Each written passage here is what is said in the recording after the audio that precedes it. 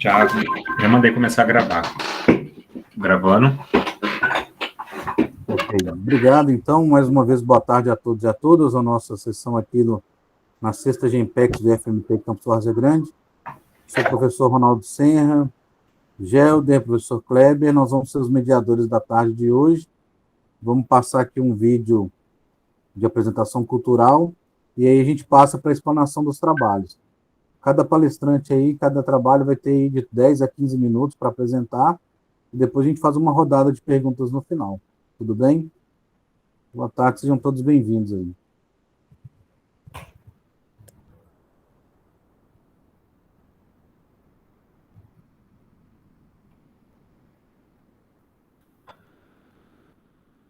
Posso começar o vídeo?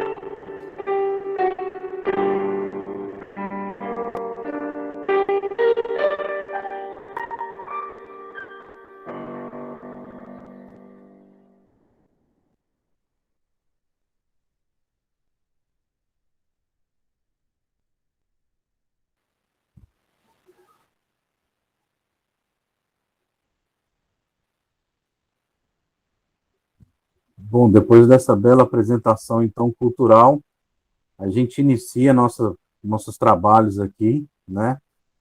Palmas aí, muitas palmas para a apresentação cultural. Eu queria fazer uma fala também aos alunos, né, que vão apresentar os trabalhos, que eles possam ficar bem tranquilos. Esse aqui é mais um momento de troca de experiências, os trabalhos já foram aprovados por um comitê científico, já está nos anais do evento. Então, aqui é só uma explanação mesmo do trabalho, para a gente fazer um bate-papo, uma troca de informações sobre o que vocês estão apresentando. A gente começa com o primeiro trabalho, Conhecendo a Chuva Ácida pela Experimentação, dos autores Ademar da Costa Amaro Júnior, Luiz Alberto Alves Santiago Dias, Rejane Souza de Assunção de Campos. Se o pessoal quiser ir compartilhar a tela já, fazendo os testes, Ok, fique à vontade. Ok. Aí eu vou fazer a contagem do tempo, quando tiver faltando mais ou menos aí uns 3 minutos, 5 a 3 minutos, eu aviso para vocês no chat. Lembrando que as perguntas vão ser no final, né, Ronaldo? Isso, vamos fazer a rodada de apresentação de todos, aí eu peço para os participantes anotarem as perguntas, que a gente faz uma rodada no final. Ok, eu só queria confirmar se todo mundo está visualizando a tela. Nós estamos visualizando, tenta colocar em apresentação de slides, ou no modo apresentação. Eu coloquei aqui no modo apresentação. Assim a gente consegue visualizar, mas eu acho que você vai ter que passar manualmente, slide por slide. Ah, sim. Uhum. Não, é tranquilo. Passa o slide, Regiane, senão eu vou só para a gente ver se vai funcionar, senão eu vou te sugerir o que eu tenho feito quando esse tipo de problema acontece comigo. Tá passando? Tá. Tá. Posso começar? Pode começar. Tá. Então, o nosso trabalho é Conhecendo a Chuva Ácida pela Experimentação. Eu sou aluna do programa do PIBID, a Universidade Aberta do Brasil, pelo IFMT aqui do Bela Vista. O nosso polo do PIBID é daqui de Cuiabá. A escola que a gente está trabalhando com ela é a Escola Eliane de Gigove, e nosso professor que nos acompanha aqui é o professor Luiz Alberto. A palavra-chave do nosso trabalho é ensino, chuva ácida e PIBID. Então, esse trabalho é um fragmento do nosso portfólio, é uma proposta de uma intervenção, uma vez que, lembrando também, que o programa, que a gente entrou no programa em outubro do ano passado, e desde quando a gente entrou, está sendo de modo virtual, então a gente não tivemos contato ainda presencial na escola. E o que agora foi nos permitido a partir desse mês agora de novembro. Então, o PIBID é um programa do governo federal, né, que é destinado a melhorar a formação, incentivar a docência, destinando ao mercado um profissional qualificado e treinado. Melhorar a qualificação profissional do professor. Então, a metodologia, a atividade sobre chuva ácida, ela foi desenvolvida para ser aplicada no primeiro ano do ensino médio, utilizando a metodologia da problematização, que essa metodologia ela leva o aluno a uma compreensão do conteúdo, a instigar o que ele está sendo estudado. Não está passando os slides, tá, Regina? Não está passando? Não, acho que você vai ter que clicar em cada slide para passar. Tá.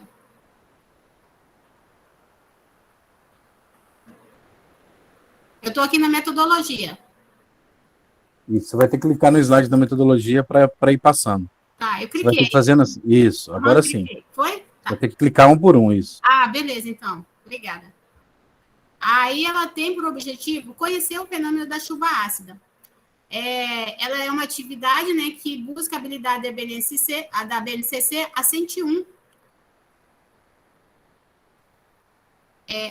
E essa atividade ela foi desenvolvida em 4 fases, sendo necessário, para poder ser aplicada, 2 aulas de 50 minutos cada. Eu vou estar falando aqui sobre cada fase. A primeira fase é uma discussão geral do conteúdo com os estudantes, com preenchimento de questionário, e aí nesse questionário a gente vai colocar algumas perguntas para ver o conhecimento prévio do que ele conhece sobre a chuva ácida. O que é uma chuva ácida, como é formada, se existe uma relação entre a chuva e o desenvolvimento das indústrias e por quê, e a chuva ácida é benéfica ou não para o solo, para ele justificar essa resposta dele. Isso aí seria para conhecer o que ele sabe inicialmente sobre o conteúdo. E aí, nessa segunda fase, a gente apresentaria um mapa mental, para justamente mostrar para ele o conhecimento, os benefícios, como essa chuva ácida é formada, o fenômeno, a partir do momento que ela pode ser prejudicial, ou não ao meio ambiente, ao ser humano. E na nossa terceira fase, uma aula prática para medição do pH dessa chuva ácida. Aí, esses materiais utilizados seriam materiais bem do cotidiano, que a gente poderia fazer em uma própria sala de aula, primeiramente, usando preferencialmente uma água de chuva, né? Então, no caso aí, seria mais em época chuvosa mesmo. Aí a gente usaria um frasco de vidro com tampa, extrato de repolho roxo, amônia, que a gente dá de substituir pelo Veja, que tem amônia no Veja, enxofre, filtro de medição do pH e uma tabela de cores. Então, são materiais, a princípio, aí, bem simples e que pode ser encontrado facilmente. Aí, o preparo é colocar água no vidro até que fique pela metade, e nesse momento será feita a medição do pH, para ele ter ali uma medição inicial e uma medição final. Após, aí será colocado um pouco do extrato de repolho até a coloração e, na sequência, alguns pingos de amônia ou produto similar. Em seguida, acrescentar enxofre até a água começar a modificar a coloração. Aí, depois de alguns minutos, aí o estudante ele faz a medição do pH novamente e faz a comparação da primeira medição com essa segunda medição. Aí, agora que a gente já está na quarta e na última fase, que é responder novamente as questões realizadas na primeira etapa. No entanto, ele não vai poder ver a resposta que ele passou lá inicialmente nessa atividade. Ele vai responder novamente as perguntas, mas sem ter em mãos a que ele respondeu, até mesmo para o professor fazer uma aferição se ele realmente aprendeu ou não sobre o assunto. Aí, no resultado de discussões, propiciar aos alunos o entendimento, né, que nem toda chuva ácida é prejudicial ao meio ambiente. Aí, tendo noção real com o experimento e a medição do pH. Além de ele estar conhecendo a chuva ácida, ele também vai estar entendendo aí um pouco sobre ácido e base, né? Principalmente aí com o experimento. Aí a aplicação de perguntas no início e as mesmas no final, o professor ele poderá fazer um comparativo e verificar a aprendizagem dos alunos. Então, através dessa verificação, que seria aí que o aluno seria avaliado. Aí, como no momento, a gente está fazendo o PIBID de maneira virtual, e sendo agora no início de novembro, que foi nos permitidos retornar à escola, a começar na escola, mas lembrando que, como já está finalizando praticamente, aí, as aulas estão finalizando, ainda não estamos sendo obrigados. O que vai acontecer, isso provavelmente no ano que vem. Então, essas nossos relatos de intervenções que a gente está trabalhando é somente para intervenções futuras no presencial. E aí eu deixei um pensamento como se fosse um ciclo, né? Aí que entendendo o ciclo da chuva ácida, que pense, idealize, tente, faça de novo e de novo, continue fazendo, que a gente nunca pode desistir do que a gente busca, do que estamos procurando. E aí eu queria agradecer o nosso professor orientador, Luiz Alberto, que está aqui participando, e convidar ele, né? Se ele quiser falar alguma coisa, estou disponível aí, professor.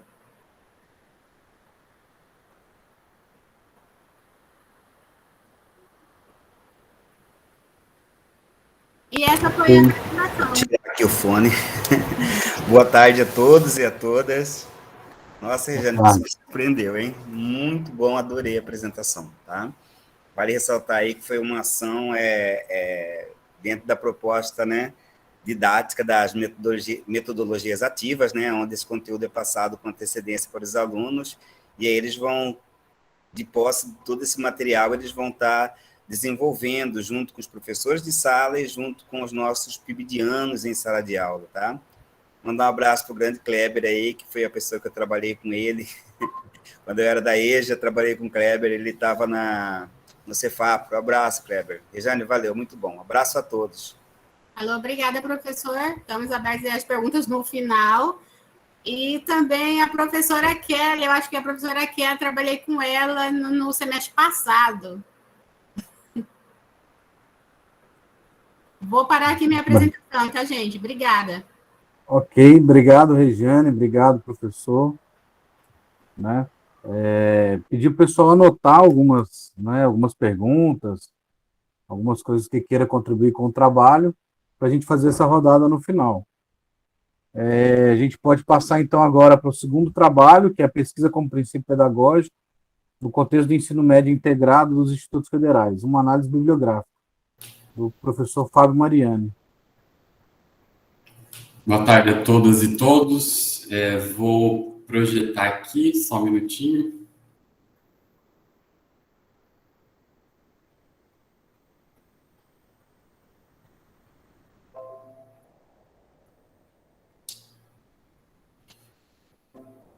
Muito bem.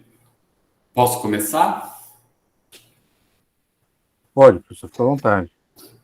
Então, meu nome é Fábio, como já foi anunciado, sou professor do campus Várzea Grande e trouxe na verdade, é uma pesquisa que está no processo muito inicial ainda. Ainda estamos em fase de organização, de fechamento aí desse projeto. Mas da onde que surge essa pesquisa e qual é a ideia que tem por trás e o que eu trago hoje aqui nesse artigo para compartilhar. A ideia da pesquisa como princípio pedagógico, ela me surgiu quando eu comecei a estudar mais a fundo a questão do currículo integrado e toda a matriz de pensamento que dá fundamento para os institutos federais e dentro dos documentos normativos e também dos teóricos que são base para a construção dos IEFs, aparecia sempre a ideia da pesquisa como princípio pedagógico e eu não entendi exatamente o que eles estavam querendo dizer. Assisti algumas palestras, algumas falas desses que são os idealizadores, aí eu me refiro ao professor Frigoto, a Marise Ramos, enfim, a Ciavata, todos esses autores que têm trabalhado, o próprio Pacheco, que foi um dos teóricos aí bem à frente desse processo. Então, essa questão me causou uma grande, me causou alguns questionamentos do que era essa pesquisa com princípio pedagógico, que aparecia sempre, tanto nos documentos quanto nos escritos, nas falas, nos fundamentos. Então, a partir daí, eu resolvi transformar essas dúvidas num projeto de pesquisa que estamos desenvolvendo dentro do Grupo de Estudos e Pesquisas em Formação de Professores e Didática, que é um grupo de pesquisa do campus. Nós criamos esse grupo em 2018, alguns professores participam, nós já tivemos outras pesquisas concluídas, mas essa está iniciando. Na verdade, está iniciando só comigo, eu até aproveito a oportunidade para convidar outros professores que queiram fazer parte da pesquisa. Nosso grupo agora tende a retomar as atividades com a volta ao presencial. Mas é uma pesquisa que será desenvolvida dentro disso. O que eu trago hoje é a primeira fase de uma pesquisa, pelo menos isso acontece dentro das ciências humanas, que é quando nós temos uma temática, um assunto para ser pensado, o primeiro movimento, antes mesmo de se estruturar um problema, objetivos de pesquisa e estratégias, é fazer um levantamento do que foi produzido sobre essa temática. Então, o que eu trago hoje é uma pesquisa sobre esse levantamento, e aqui no artigo eu nem trago todo o levantamento, eu fiquei só na parte das teses e dissertações, e aí já estou agora finalizando os artigos científicos que vou também depois complementar esse estudo. Então, tem um problema provisório da pesquisa maior, é só uma ideia inicial. Eu vou trabalhar, modificar esse problema, mas esse problema é o problema da pesquisa como um todo. Como que a pesquisa, enquanto princípio pedagógico, acontece efetivamente nos documentos e na prática educativa no contexto dos cursos de ensino médio integrado do campus Várzea Grande, mas a minha intenção agora é estender isso para o IFMT, fazer uma análise da documentação e algum levantamento de dado empírico para entender como é que tem sido compreendida essa ideia da pesquisa como princípio pedagógico. Para o artigo de hoje, o objetivo foi mapear o que já se produziu em termos de conhecimentos científicos. No caso, eu preferi começar pelas teses e dissertações, já explico por quê, e analisar o que essas produções estão trazendo para aí sim definir um problema mais específico para a pesquisa. Então, esse é o objetivo desse trabalho, mas esse trabalho está dentro de uma pesquisa maior que está em processo apenas inicial. Aqui eu trago, então, como metodologia, é uma pesquisa bibliográfica que resulta nesse artigo. Alguns lugares vão chamar de pesquisa tipo estado da arte, estado de conhecimento. Eu já vi também da denominação pesquisa para cercamento do objeto de pesquisa, enfim. Preferia a denominação pesquisa bibliográfica, definir como locus de levantamento o portal do periódico da CAPES, porque é um portal reconhecido, tem uma abrangência muito interessante, então ele se torna aí um dos principais pontos de referência para fazer levantamentos de dados como esse. Comecei com teses e dissertações, porque pensei como critério que as teses e dissertações são resultados de pesquisas com maior fôlego, com maior profundidade, passam pelo crivo das bancas de defesa pública, portanto, são conhecimentos bastante aceitos pela comunidade científica.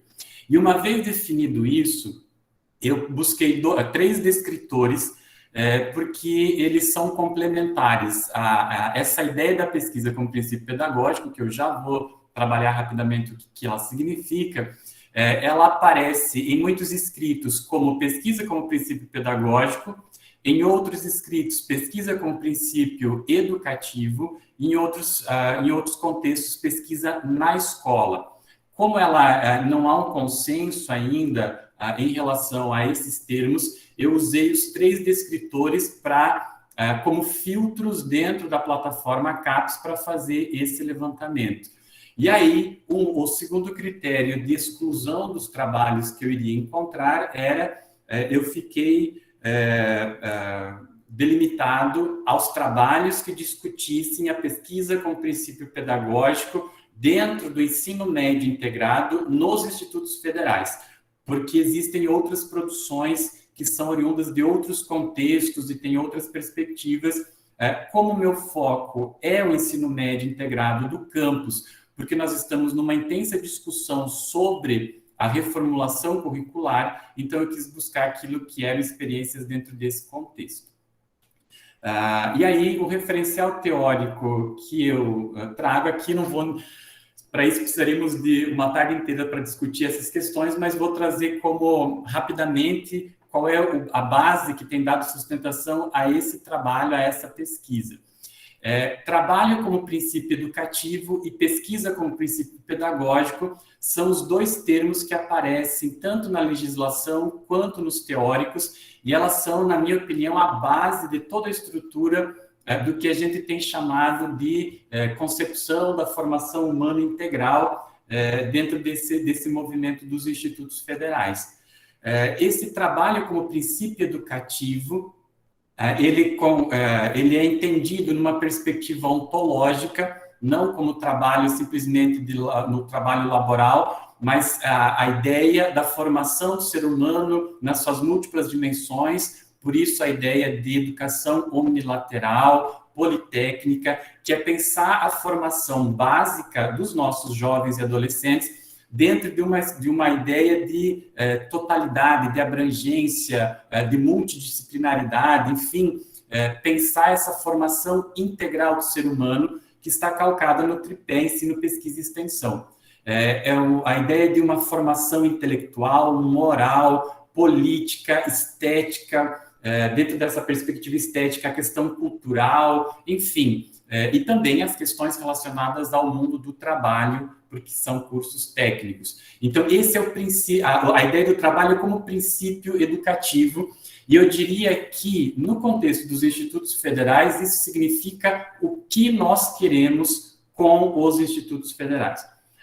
E aí, na complementação, é que vem toda a minha dúvida e a minha discussão, que em seguida a essas discussões, os teóricos sempre trabalham com a ideia de pesquisa como princípio pedagógico. E aí, eu, enfim, comecei a buscar o que isso significa, e o entendimento que eu tenho hoje é que o trabalho como princípio educativo, ele só será alcançado no movimento do ensino médio integrado com a ideia da pesquisa como princípio pedagógico.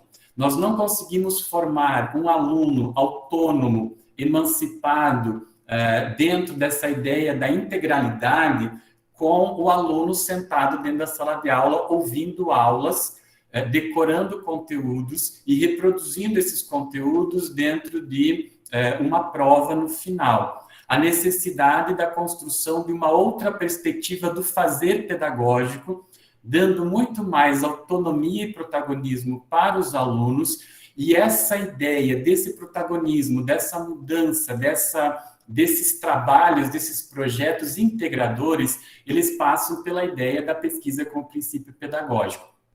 Eu deixei a ideia de princípio destacado em vermelho, porque em filosofia, princípio significa fundamento de um processo. Então, vejam como o trabalho com o princípio educativo é o fundamento do processo de formação humana integral, que nós queremos, nós sonhamos e nós estamos lutando para ter dentro dos nossos institutos federais. A pesquisa como princípio pedagógico é o fundamento pedagógico. E aí eu vou resgatar a ideia do pedagógico. O que significa pedagógico? Pedagogia significa o acompanhar a criança, acompanhar o adolescente na construção do seu conhecimento. Então, a ideia de um professor que acompanha e dialoga e produz essa ideia do conhecimento. E aí, então, vem esse movimento do que é essa pesquisa como princípio pedagógico. E para a gente entender isso, nós precisamos entender que há uma diferença entre ideias do que é pesquisa. Existe a pesquisa científica, que é 99% das vezes que nós falamos em pesquisa, a gente se refere a ela. A pesquisa científica, ela tem como fundamento produzir um conhecimento novo. É aquilo que a gente faz nos nossos projetinhos de pesquisa, que são lançados lá nos editais e que nós temos aí os alunos apresentando de maneira brilhante nessa semana da jornada. Isso é pesquisa científica, conhecimento novo. A pesquisa como princípio pedagógico, ela vem como uma estratégia metodológica para o desenvolvimento das aulas. Ela não tem como fundamento o ensino. Então, essa é a grande questão que eu acho que é a maior confusão que a gente faz. Pensar a pesquisa como princípio científico, e eu vejo que no IF tem se dado total atenção à pesquisa como princípio científico e dado quase nada de atenção à pesquisa como princípio pedagógico.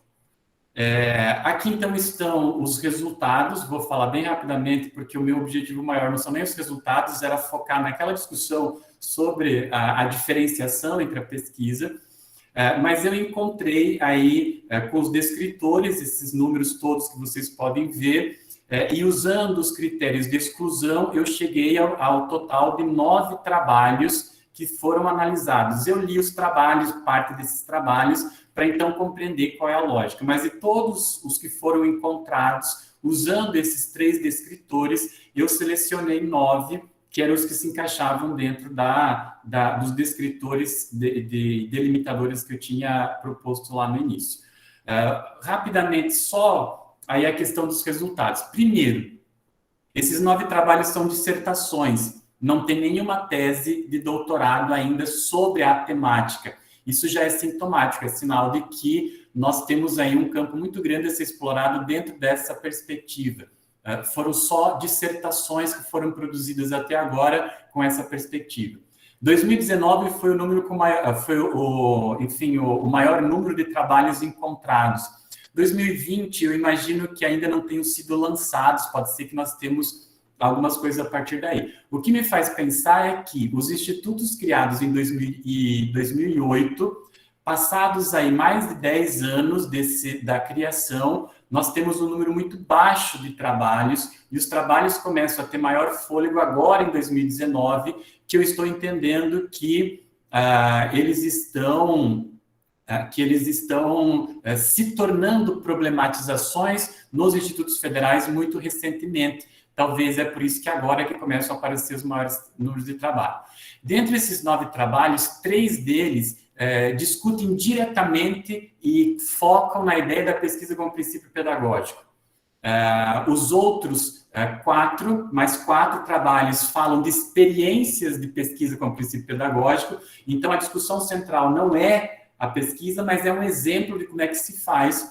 E 2 trabalhos, então, discutem essa questão de maneira muito tangencial. Eu nem vou entrar muito em detalhes, o texto está lá, depois se alguém tiver curiosidade para ler, pode ler, como é que eu analiso esses dados e penso um pouquinho em relação a isso. Para ir finalizando, considero uma baixíssima produção em termos nacionais sobre a temática, pensando que nós temos mais de 600 campi e institutos federais, então é uma produção muito baixa que nós temos aí, depois de 12 anos, 13 de institutos federais.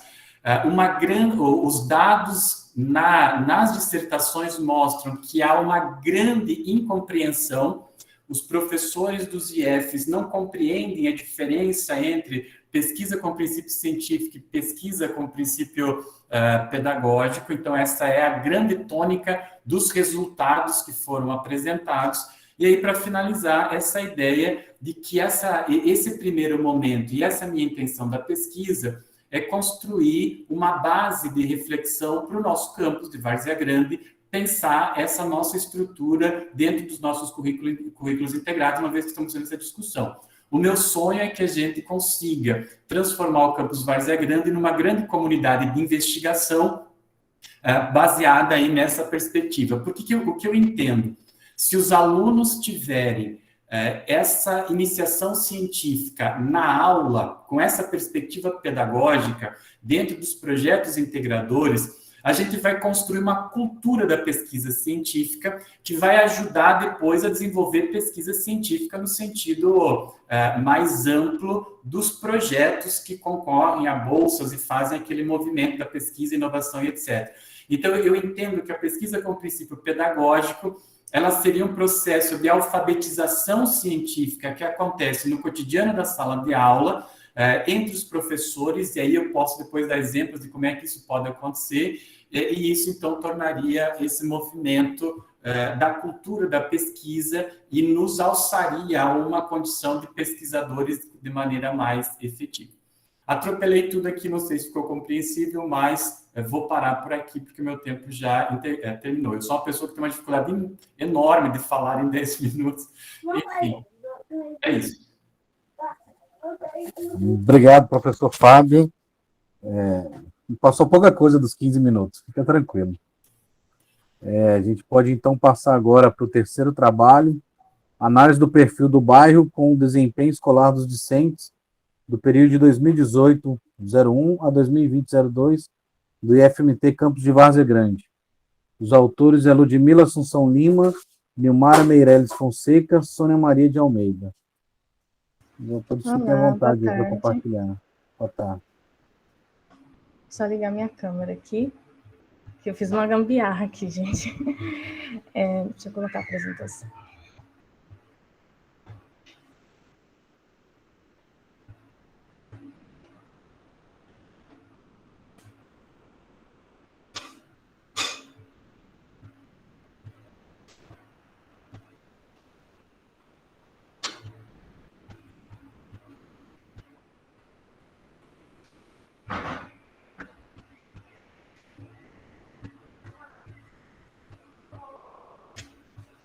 Bom, meu nome é Ludmila Assunção Lima. Todos conseguem me ouvir, visualizar a apresentação? Estamos te ouvindo bem e visualizando bem a apresentação. Ok, obrigada. Bom, o título do trabalho, é a análise da relação do perfil do bairro com o desempenho escolar dos estudantes do período de 2018/1 a 2020/2 do IFMT Campus Várzea Grande. Foi desenvolvido, em conjunto com a professora Nilmara e a professora Sônia. Esse trabalho foi apresentado no TCC de Desenvolvimento Urbano, da pós. Primeiramente, né, partiu-se dos estudos já realizados por Kohara, que aponta, né, na sua dissertação, a relação entre as condições da moradia e o desempenho escolar, estudo com crianças residentes em cortiços, onde ele ressalta, né, aponta a influência que o local de moradia, tanto o domicílio em si como o bairro, né, influencia no desempenho dos alunos e no aprendizado, né. E também devido ao local de moradia em si, né, que repercute todos os problemas sociais dentro da cidade. E também essa imagem aponta a escala, né, de estudo, onde primeiramente buscou-se a habitação, né, e também, em consequência, a gente tem as ruas que formam, né, os bairros, juntando essas residências e as diversidades de uso dentro desse espaço, e assim gerando também a cidade. E com isso, né, focou-se mais no bairro, e também, como são muitos bairros, né, são muitos alunos, a gente procurou trabalhar por regiões, dividir, né, a cidade por regiões, norte, sul, leste, oeste e o centro. E do lado tem a imagem apontando, né, uma das problemáticas vivenciada por esses alunos, a maioria deles, que é a questão da distância e o percurso que o transporte coletivo, né, faz para poder estar chegando ao Instituto Federal, ou seja, a mobilidade urbana da cidade, que apresenta 25 linhas, se eu não me engano, né, de transporte coletivo. E para a metodologia, né, para desenvolver a pesquisa, foi utilizada a pesquisa bibliográfica e documental, e onde ocorreu também a análise dos dados acadêmicos, que foram as notas, locais de moradia de cada aluno, aonde foi realizado o sorteio desses cinco alunos por cada região, totalizando 25 alunos, e foi realizada a média aritmétrica, né, simples, que consistiu na soma das médias por disciplina dividido pela quantidade de disciplina por semestre de cada aluno. E o que gerou, né, esse mapa, que é onde está localizado os alunos identificados por curso. Então tem os estudantes, né, de desenho da construção civil em verde, estudantes do curso de logística em laranjado e os estudantes do curso de edificações em azul. Em lilás, né, tem o Instituto Federal e em preto o Terminal André Maggi. Bom, como resultados também a gente tem essa tabela, número 1 aqui, que apresenta os alunos que tiveram uma baixa, né, nas suas médias durante o período de 2019 e de 2020.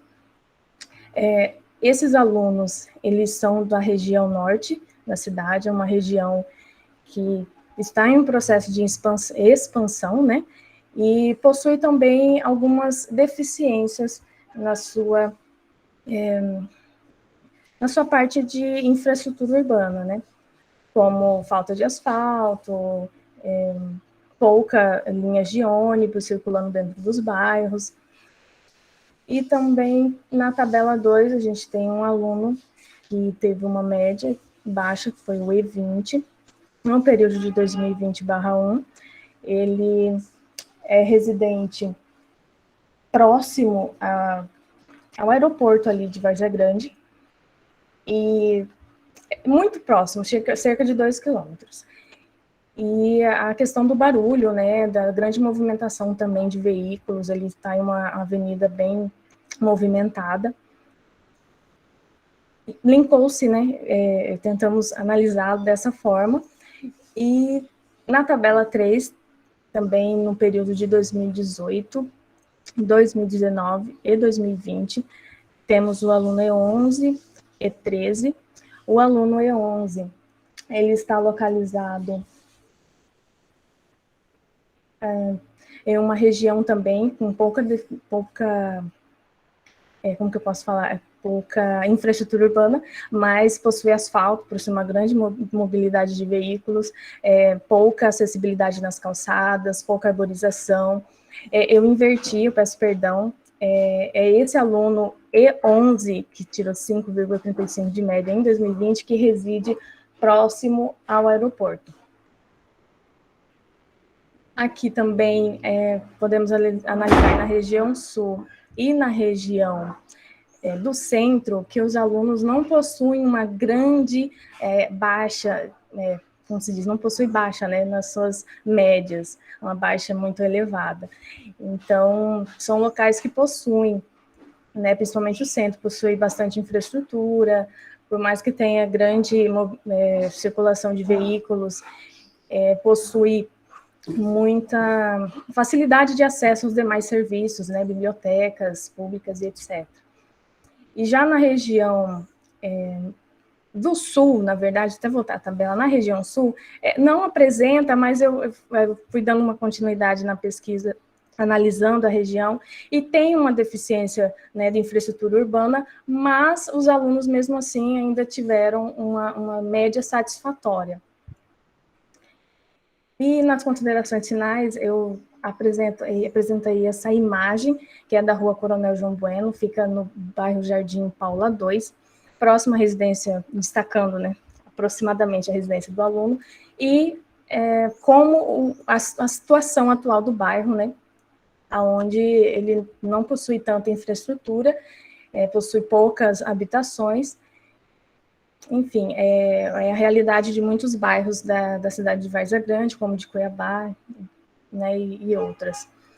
E, para concluir, né, vale ressaltar que essas regiões leste, oeste e norte, elas apresentam, né, alunos com alterações nas suas médias, tanto durante o regime domiciliar de ensino, como no período presencial, né, e evidencia-se, né, essas deficiências urbanas, e principalmente para a questão da infraestrutura, e que esse ensino regular, ele se entrelaça com a questão da mobilidade urbana, que é uma questão problemática dentro da cidade de Várzea Grande. Não só da cidade de Várzea Grande, claro. E também vale ressaltar a necessidade das políticas públicas integradas e a participação, né, desses alunos no desenvolvimento das políticas públicas. E as referências utilizadas, e eu agradeço, não sei se eu já falei o tempo, eu peço... Não, estamos no tempo ainda, Ludmila. Tá. Parabéns pela apresentação do trabalho, se quiser fazer mais alguma consideração. Não, vou finalizar. Obrigada. Ok, então, obrigado. A gente passa para o quarto trabalho, Quiorta, da professora Kellen Ferreira Antunes, Alexandre Silva de Moraes, Heloísa Regina Brito da Silva, Cauane Cristina Vasques, Raíssa Débora Dalla Santa de Jesus. O pessoal fica à vontade aí para organizar também os slides e a apresentação. Nós estamos com um tempo bem tranquilo, né? Nós temos um teto até às 15 horas, então o grupo pode apresentar aí até 20 minutos, não tem problema não.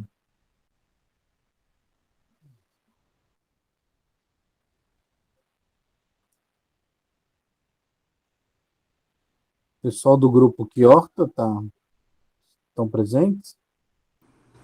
Olá, boa tarde. Boa tarde. Raíssa, Boa você tarde. consegue espelhar a sua tela? Consigo. Ah, então tá bom.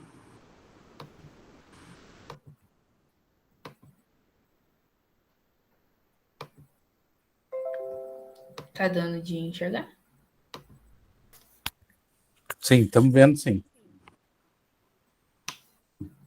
Primeiramente, boa tarde. Meu nome é Raíssa, faço parte do projeto de pesquisa Quiorta, tendo como orientadores a coordenadora Kellen Ferreira e o professor Alexandre Silva. O projeto Quiorta surgiu devido à preocupação com a presença de agrotóxicos nos alimentos. E uma das alternativas para a redução de ingestão dessas substâncias foi o cultivo de horta em casa. E com isso surgiu a pesquisa sobre os microverdes. E o que são esses microverdes? Os microverdes são pequenos vegetais jovens, ou seja, é uma fase que a planta chega geralmente no 7º dia ao 20º dia depois do cultivo. E o diferencial dos microverdes é que eles se adaptam em qualquer ambiente, seja ele urbano ou rural, e são de fácil cultivo.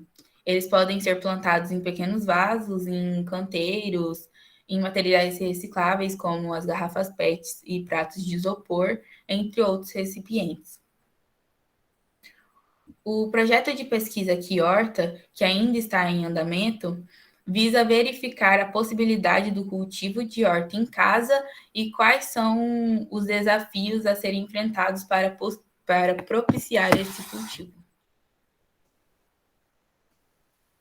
O objetivo da pesquisa é propor e possibilitar alternativa de dieta saudável para a comunidade acadêmica do IFMT, contextualizar e melhorar o aprendizado de conceitos de química através da pesquisa e do cultivo, propiciar a produção domiciliar de diversas hortaliças livres de agrotóxicos e, com esses estudos, ter futuramente ser utilizados para projetos de extensão. O material e o nosso método utilizado foi levantamentos bibliográficos de hortas domiciliar, escolhemos plantas mais indicadas para a época de clima, né, da região da Baixada Cuiabana, entregamos kits microverdes para o cultivo domiciliar e registro do desenvolvimento do cultivo. O resultado da nossa pesquisa foi a distribuição de kits microverdes, né, composto por substratos, sementes e embalagens para o cultivo, para os alunos da disciplina de Química 2, para os servidores e colaboradores e participantes da GEMPEX. Aqui está algumas imagens da nossa distribuição dos kits microverdes. Aqui algumas imagens da nossa participação na GEMPEX. E ao fazermos esse cultivo em casa, sabemos quais são as substâncias que estão sendo utilizadas e temos a alternativa de estar livres de agrotóxicos. E o cultivo de microverdes favorece a investigação e a contextualização de melhorar o aprendizado de conceitos de química através da pesquisa e do experimento. Os nossos agradecimentos vai ao Campus IFMT VGD, ao GEMPEX 2021. Aqui está algumas das nossas referências bibliográficas e obrigada pela atenção. Eu quero dar uma complementada na apresentação. Pode deixar lá, Raíssa. Na verdade, pode deixar assim. Esse aqui é o modelinho, né, que foi feito a entrega da data de ontem, tá, no evento. Que nós fizemos? Eu coloquei aqui, criei um grupo, né, no WhatsApp e o link dá para ser impresso em QR Code, né? Então, com a ajuda do Rafael da TI, né, o estagiário TI, que nos ajudou muito, ele fez a impressão, né? Então, assim, os alunos que receberam o kit microverde, eles têm como, né, acessar o grupo e depois tirar as dúvidas, né, e fazer também o registro e a gente acompanhar, né, como que está sendo esse cultivo em casa, porque, assim, como foi o evento, então tinha alunos ali do Octaíde, né, alunos que gente que não faz parte, talvez até da comunidade escolar, né, então por isso que, para facilitar mesmo a comunicação, né, e a troca, e sabemos como que realmente vai ficar o cultivo de cada pessoa que retirou esse kit.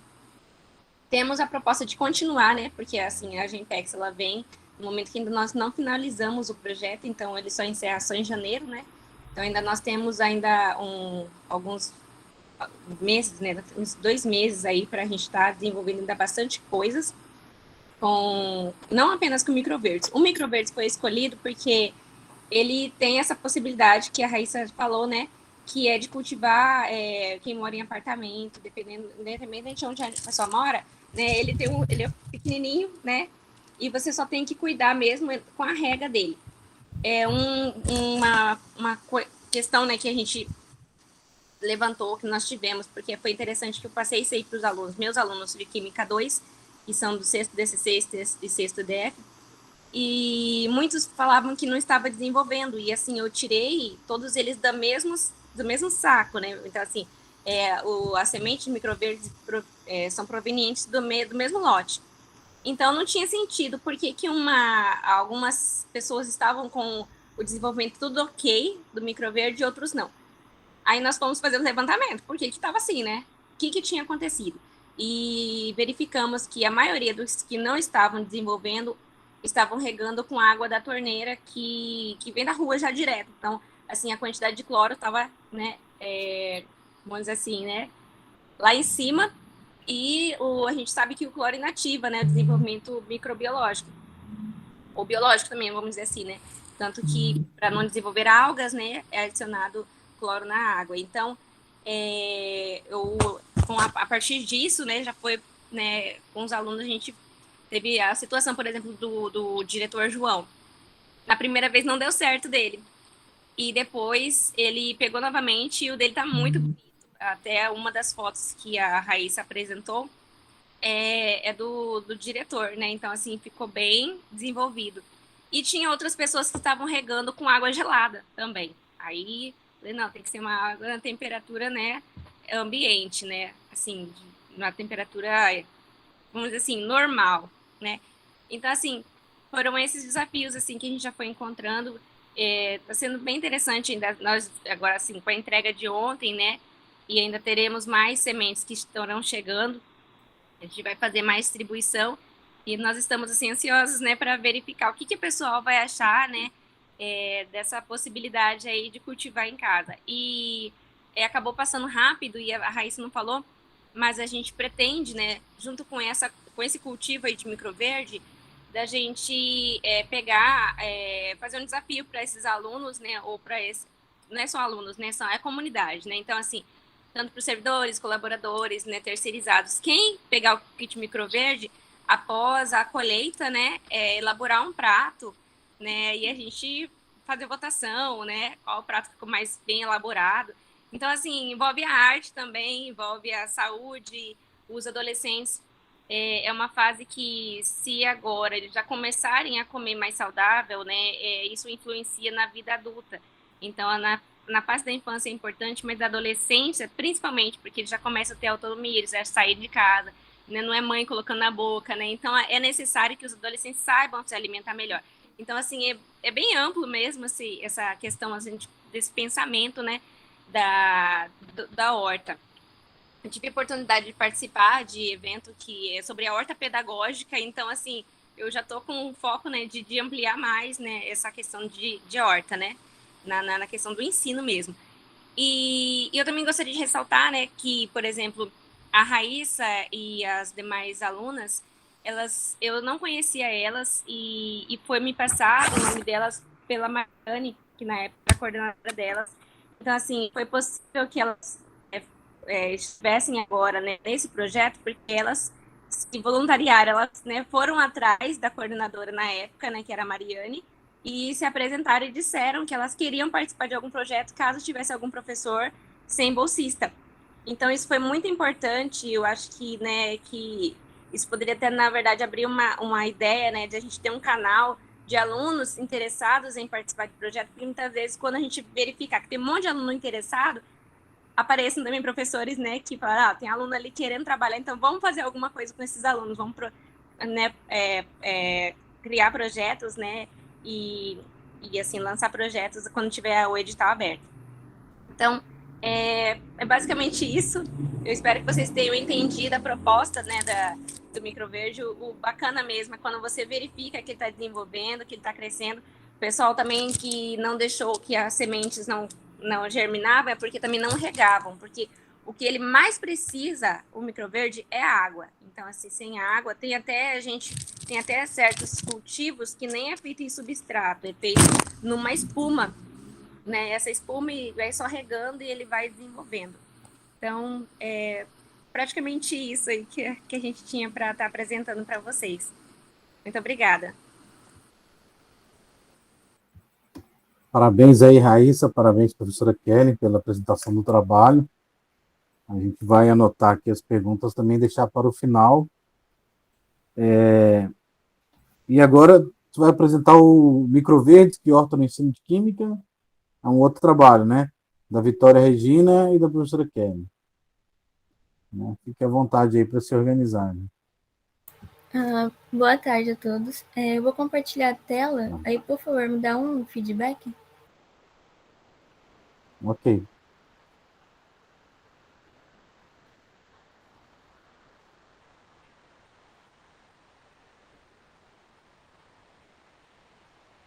Tá aparecendo? Está aparecendo, tá ok. Obrigada. Bom, a apresentação Microverdes que horta no ensino de Química possui como autoras eu, Victoria Regina de Souza Freitas, discente do 6º semestre de Edificações, e a professora Kelly Ferreira Antunes. A temática do trabalho se trata do plantio, desenvolvimento e colheita do Coriandro sativum, que é o nome científico do conhecido coentro, o qual é uma erva anual da família Apiáceas, pois possui características inconfundíveis de sua inflorescência umbelada. É a única espécie assim, do gênero Coriandro que também faz parte da tribo Coriandra. Essa atividade acadêmica faz parte da metodologia do projeto de pesquisa que horta, como foi dito no trabalho anterior, que foi desenvolvido pela docente Kelly Antunes, que ministra as aulas da disciplina de Química 2 no campus Vargem Grande, onde foi proposto adotar o cultivo de microverdes no regime de ensino domiciliar, o RED, como parte da avaliação bimestral, visando proporcionar uma boa alimentação, mas com baixo custo, fácil plantio e com demanda de pouco espaço, mas com um alto teor nutritivo na vida dos discentes. Bom, eu acredito assim que para o maior aprofundamento devemos iniciar com o conceito, assim como as características dos microverdes. Bom, como foi dito, os microverdes são pequenos vegetais que podem ser de diferentes herbáceas e aromáticas, ou seja, são plantas maiores que brotos, entretanto, não atingem a fase adulta. Entre as suas características, a gente pode destacar que possuem um alto teor nutritivo. Seu cultivo, assim como seu cuidado e sua colheita, são fáceis e seguros e requer pouco espaço, além da textura e sabor serem extremamente marcantes. Bom, nessa etapa do cultivo e em relação aos cuidados necessários, vale ressaltar que a professora Kellen disponibilizou um kit na escola, composto por um saquinho de substrato, sementes de microverdes de coentro e um pratinho de isopor. O cultivo é simples, é necessário só um recipiente com furos, um borrifador, substrato e uma porção de sementes. O substrato é colocado no recipiente e as sementes são espalhadas por todo o espaço disponível, de forma que fiquem distribuídas sem se sobrepor, e outra camada de substrato é colocada com o intuito de esconder as sementes e, por fim, é feita a irrigação. Os cuidados necessários são receber luz solar e o substrato estar sempre úmido. O tempo médio entre o cultivo e a colheita é de 7 a 21 dias após a germinação, então é algo bem rápido. E em relação aos nutrientes presentes no coentro, há componentes extremamente interessantes, como o beta-caroteno, que estimula o sistema imunológico, o potássio, que é vital para sintetizar proteínas e metabolizar carboidratos, a vitamina C e K, que melhoram a saúde da pele, e luteína, que é um tipo de nutriente antioxidante, e a zeaxantina, que é um carotenoide que age especificamente a favor da saúde dos olhos. Ao analisar o quadro nutricional do coentro, percebe-se que ele possui propriedades relaxantes musculares, que permitem uma diminuição da ansiedade e do estresse. Na metodologia, foi dividido em duas partes, na verdade. Foi a atividade teórica e a atividade prática. Na atividade teórica, foi realizada a leitura do roteiro disponibilizado pela professora Kelly, assim como a leitura de artigos científicos. Já a atividade prática foi a implantação do cronograma, o qual é uma ferramenta de planejamento e controle, onde durante o período de cultivo a atividade de irrigação ocorreu 5 vezes ao dia, 2 vezes durante a manhã e 3 vezes durante a tarde, pois o substrato ficava extremamente seco durante o período vespertino, e os registros foram realizados com espaçamento de acordo com a sua evolução, mas em média com espaçamento de 7 dias. Bom, aqui eu vou ver se eu consigo ampliar. Ampliou? Sim. Bom, aqui na primeira imagem temos os processos, que foi após receber o kit, eu retirei o pratinho da embalagem, realizei alguns furos no fundo do prato para a drenagem da água, escrevi meu nome na borda do prato para identificação, como a professora Kellen solicitou. Eu dividi o saquinho de substrato para fazer 2 camadas, uma para servir como cama para sementes e a outra para cobri-las. Eu adicionei uniformemente substrato no prato, abri a embalagem verde, que continha sementinhas de coentro, e cobri as sementinhas com o substrato. Mas naquela imagem abaixo, não sei se dá para perceber, a camada de terra ficou extremamente fina. Então, eu tive que refazer todo o processo e, com auxílio de uma peneira, eu tive que recolher todas as sementes de forma delicada. Eu busquei terra fértil no meu quintal e misturei com o substrato disponibilizado. Eu adicionei uniformemente a mistura no fundo do prato, coloquei as sementes e realizei todo o processo novamente. Nas três imagens abaixo, mostram a germinação do coentro. Nessa terceira imagem, é possível ver o desenvolvimento do microverde, e na quarta imagem, ao lado, é possível identificar que, devido ao crescimento e à demora de colheita, o coentro acabou se inclinando. Mas nas pequenas colagens que compõem a imagem 4 demonstram as raízes já com coentro colhido e sua devida utilização. Neste caso, eu utilizei no vinagre caseiro, mas devido ao aroma e o sabor serem extremamente marcantes, eu utilizei só um pouco da quantidade, mas mesmo assim ficou muito forte.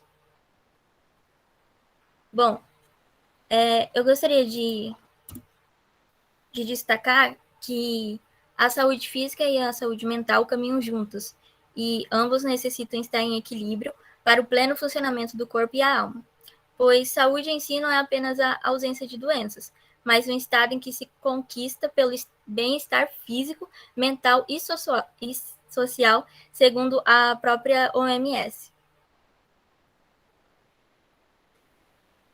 E sabemos que nesse período de pandemia as pessoas desenvolveram ou aumentaram os sintomas de estresse, ansiedade e depressão, assim como sintomas somáticos, que podem ser sensação de dor, mal-estar, qualquer coisa orgânica, na verdade, resultante de um quadro de ansiedade, incluindo a alteração de sono. E segundo uma pesquisa feita pela Universidade Federal do Rio Grande do Sul, foi constatado que mais de 80% da população brasileira tornou-se mais ansiosa, que é um dado extremamente preocupante. E durante o cultivo e o consumo de microverdes foi observado que ele possui inúmeras vantagens, como elevado teor nutritivo, fornecimento de vitaminas, fortalecimento do sistema imunológico, integração à renda familiar mesmo indiretamente por meio do alto consumo, auxílio no controle da umidade do ambiente, entre outros. O cultivo de microverdes auxilia tanto em fatores ambientais, já que contribui para reflexão e ação voltada à sustentabilidade, como a reciclagem.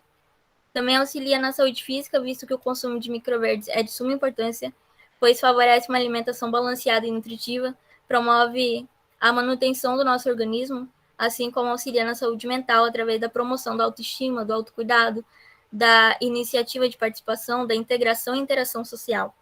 A gente percebeu isso no âmbito familiar, com o envolvimento dos membros da família no projeto, como também no âmbito escolar, diante das trocas de registros, informações e experiências que foram feitas ao longo do trabalho no grupo composto pelas turmas integradas do ensino médio e a docente.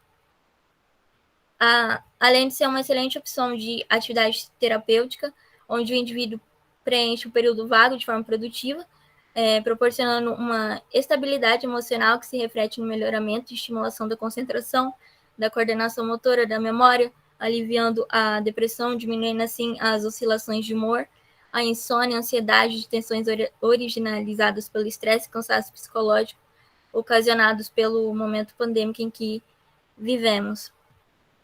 Bom, aqui são as referências utilizadas para o desenvolvimento do trabalho. Eu espero que tenham gostado e creio que podemos concluir que o cultivo e o consumo de microverdes é uma ótima opção para se alcançar o real significado de saúde pela OMS, visto que proporciona o bem-estar físico, mental e social ao indivíduo que o atribui em sua rotina. Obrigada.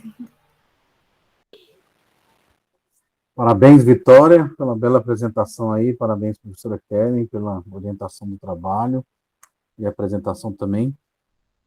A gente pode deixar, só reforçar que o Gelder colocou aí a lista de presença no chat, tá, pessoal? Por favor, preencham todos os dados aí para receber o certificado de participação também, que é extremamente importante. Agora a gente pode deixar aberto aqui para algumas perguntas, alguns questionamentos, para a gente fazer essa troca de experiência aqui entre as pessoas que estão na sala. Aí, se alguém puder ir fazendo inscrição, ou levantando a mão, ou liga o microfone abertamente para a gente fazer esse bate-papo. Se o professor Kleber, Gelder, quer falar alguma coisa?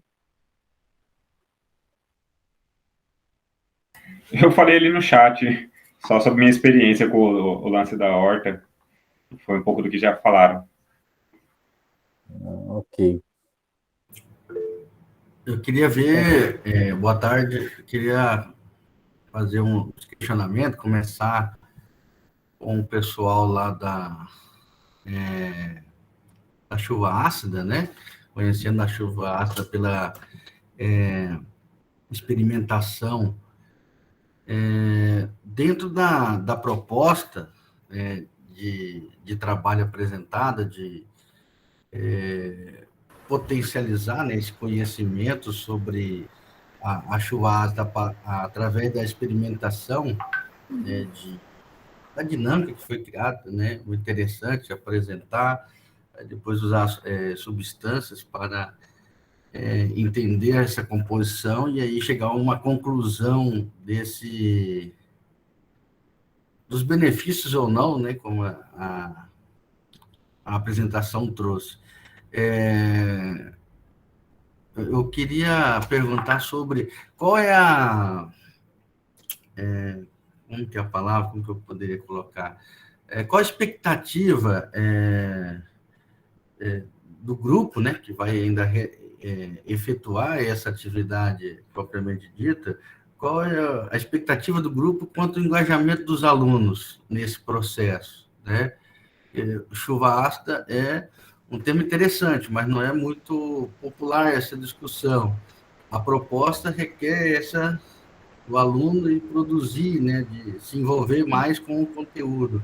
Qual é a expectativa do grupo ao aplicar essa atividade no engajamento dos alunos nessa prática?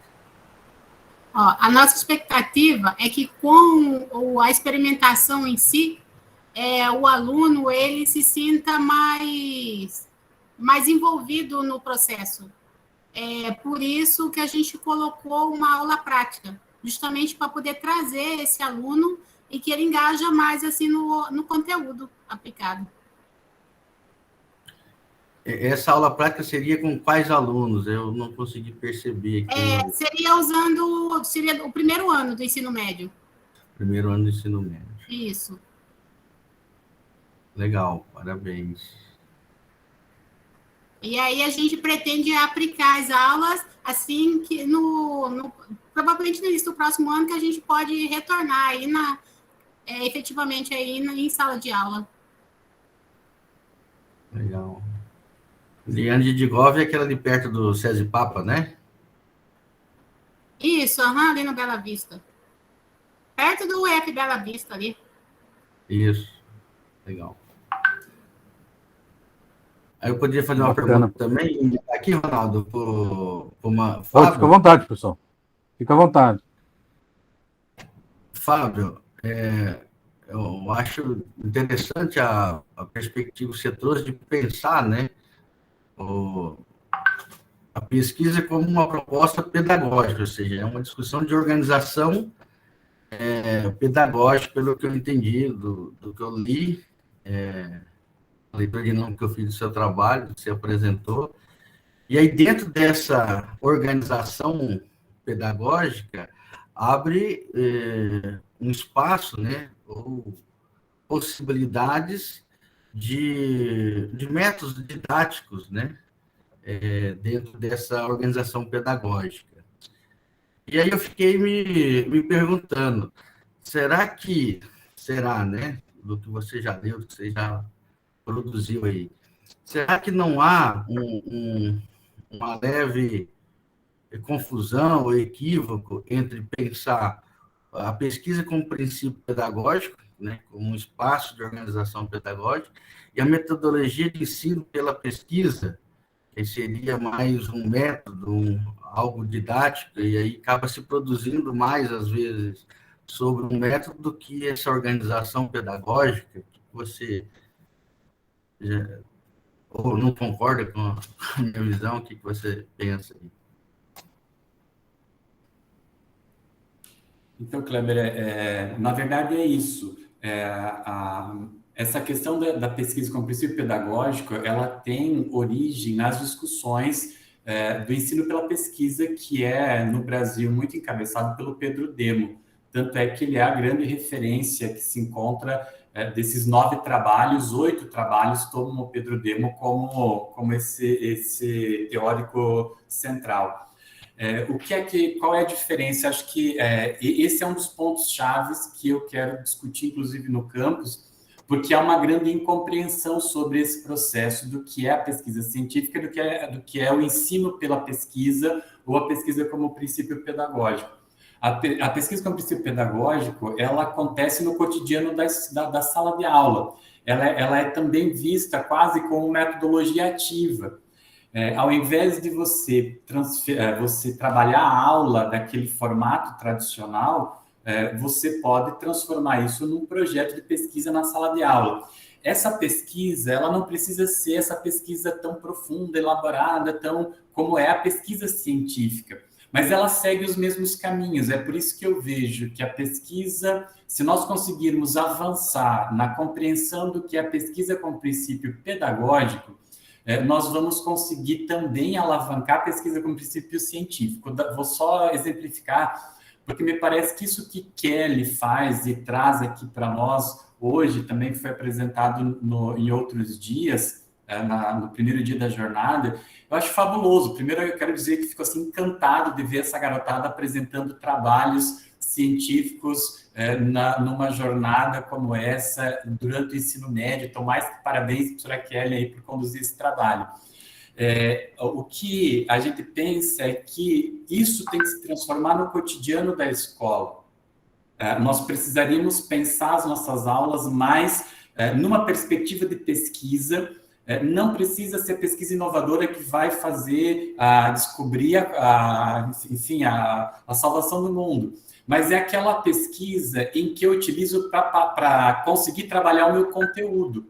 Vou dar um exemplo. Aquilo que Kelly está fazendo, eu acho que está muito nessa direção, está muito nessa perspectiva, mas ainda tem grupos que vão participar, e pelo que eu entendi, é dentro de um projeto lá com financiamento. A ideia da pesquisa como princípio pedagógico é transformar o cotidiano num grande processo investigativo. Por exemplo, eu vou trabalhar política. Eu lembro de um trabalho que eu fiz com os alunos. Ao invés de eu passar 3 textos sobre política e mandar eles apresentar um seminário, a gente problematiza a política, como nós fizemos naquele momento. Os alunos criaram um formuláriozinho no Google, simples, com 3 ou 4 questões chaves que nós definimos em sala de aula sobre aquele conteúdo. A gente desenvolveu isso ao longo do semestre, eles pesquisaram, buscaram as respostas, montamos um banco de respostas. Em cima disso, eles ficaram muito mais motivados para ler os clássicos da filosofia, para fazer a análise desses dados. Enfim, foi uma experiência muito bacana dentro da sala de aula, usando essa metodologia da pesquisa. Qual é a minha proposição no campus Várzea Grande? Como a gente vai reformular os currículos, e nós vamos ter grandes projetos integradores, que a gente vai discutir como é que eles serão, a minha ideia é que todo aluno que chega na instituição no primeiro semestre, primeiro e segundo semestre, já participe de um projeto integrador pensado por diversos professores de iniciação científica, para que ele aprenda a desenvolver essa pesquisa e tenha mais desenvoltura nas aulas, depois com os outros projetos, e também que ele possa pensar em projetos de iniciação científica por conta própria. Que ele falou, as meninas foram lá bater a porta da coordenadora e pedir para fazer projeto de pesquisa, mas elas estavam dependendo de um professor. Eu já ouvi da Janaína dizendo assim, olha, a dificuldade que eu encontro com a iniciação científica é porque eu tenho que começar do zero, os alunos não sabem nada. Então, como o edital é de 1 ano, eu gasto lá metade do projeto ensinando eles o que é uma pesquisa, como é que se faz uma pesquisa e aquele movimento. Se a gente conseguir construir uma estrutura de pesquisa, de iniciação científica, pensando a parte pedagógica e pensando a iniciação científica, a gente consegue otimizar isso e nós teríamos os alunos propondo projetos e aí eles vão, ao invés do professor ter que propor o projeto e chamar o aluno pode propor projetos e chamar os professores para dar um auxílio dentro desse movimento, com muito mais autonomia, com muito mais desenvoltura. Mas eu penso, Kleber, que o primeiro passo a se fazer é trabalhar a formação de professores na perspectiva do que é a pesquisa como princípio pedagógico. Então, a minha ideia, depois de desenvolver esse estudo, é, durante o ano que vem, oferecer uma oficina de pesquisa como princípio pedagógico, no sentido da nossa formação continuada de professores, para a gente sentar muito abertamente e discutir o que é pesquisa científica, pesquisa como princípio pedagógico, como é que se faz, como é que eu posso utilizar nas minhas aulas, como é que eu posso fazer um projeto interdisciplinar. Eu posso conversar com a Kelly e nós montarmos um projeto juntos e desenvolvermos com a Kelly, biologia, história, acho que dá para fazer esse movimento. Mas eu entendo, pelo que eu estou estudando nos trabalhos, nos artigos e nas dissertações, que isso não acontece muito porque nós não sabemos como fazer, confundimos, achamos que pesquisa é só aquela pesquisa de ponto com um resultado inovador e tudo mais, e então fica muito claro, precisamos sentar e estudar para que aí sim a gente possa propor algo bem concreto. Não sei se respondi. Não, sim, e aprofundou até mais naquilo que eu estava pensando, né? Porque para mim, né, quando eu percebo a concepção de princípio pedagógico é mais voltado para uma organização pedagógica. E aí pensar tempos e os espaços dentro da escola até de maneira diferente do que nós temos hoje para essa realização, né? Porque aí eu consigo agregar com essa reorganização ou ressignificação de tempos e espaços na escola, eu conseguiria agregar métodos que promovam, de fato, essa pesquisa como princípio pedagógico, né? Que aí que não, se eu continuo ainda alicerçado nos tempos e espaços de hoje, aí, de fato, muitas vezes eu perco, não vou dizer que é perder tempo, porque gera conhecimento, né? Mas me leva a uma carga horária maior de tempo para desenvolver esse conhecimento básico da pesquisa. Se eu tenho outros tempos e espaços pré-estabelecidos, favorece esse processo, né? Vai favorecer mais esse processo de organização pedagógica da pesquisa como princípio, né?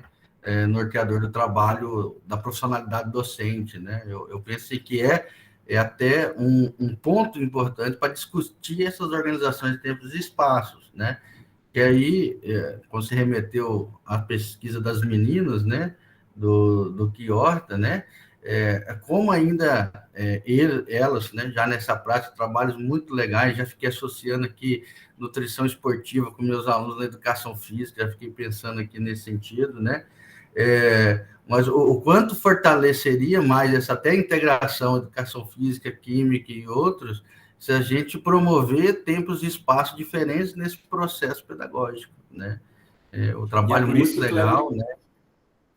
E é por isso que eu conclamo cada vez mais os professores todos a se engajar nas discussões sobre reformulação curricular do ensino médio que nós estamos fazendo no campus, porque é esse espaço em que nós precisamos construir esse outro movimento.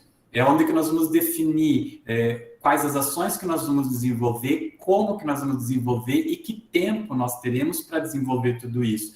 É por isso que é importante esse engajamento de todos os professores no campus, para que a gente consiga pensar coletivamente como isso é possível, e eu acho que é muito possível, e aí definirmos isso já dentro da estrutura do próprio PPC do curso. E aí, a cada semana pedagógica, nós não vamos ficar lá uma manhã inteira discutindo, quem vai para a viagem técnica, não sei o quê. A gente vai parar para discutir efetivamente um planejamento de atividades, de projetos com uma profundidade pedagógica muito maior e muito mais interessante, e definirmos os nossos tempos de atuação para isso.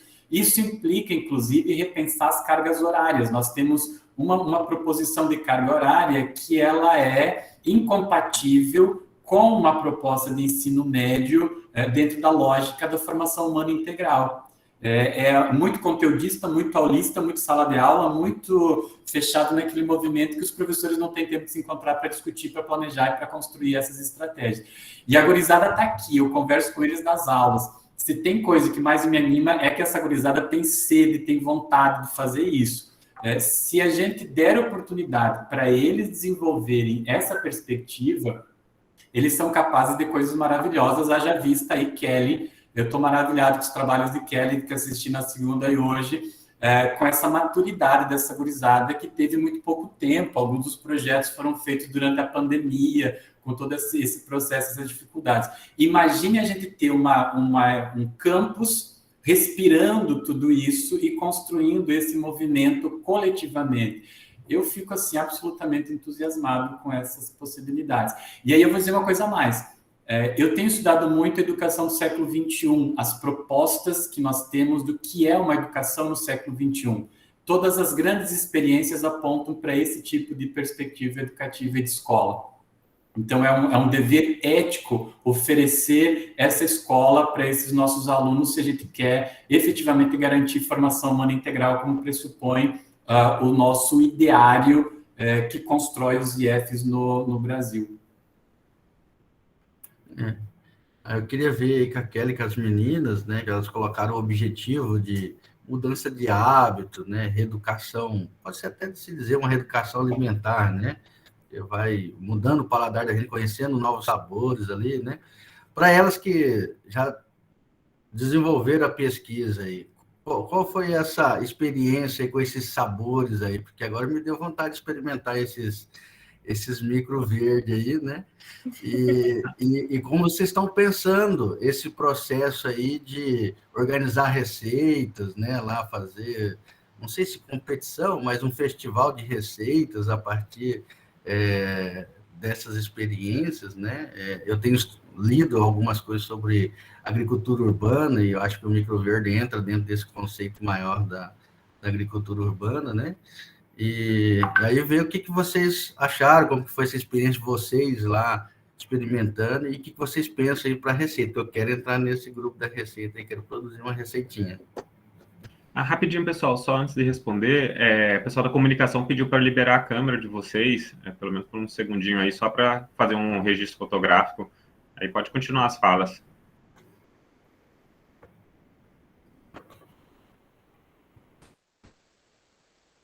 Meninas, alguém gostaria de começar falando sobre o sabor?